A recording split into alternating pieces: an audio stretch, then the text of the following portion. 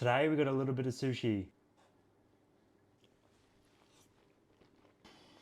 Yeah, I'm definitely eating all this. Chicken and avocado. If I could live on this for the rest of my life, I would.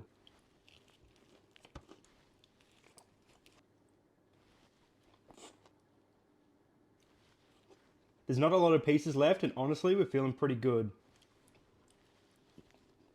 I think the highest pieces I've got at a sushi train was about 48. I don't know how many pieces this was, but it was quite a bit.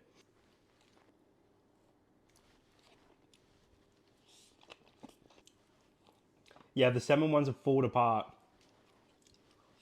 And that is a sushi platter finished.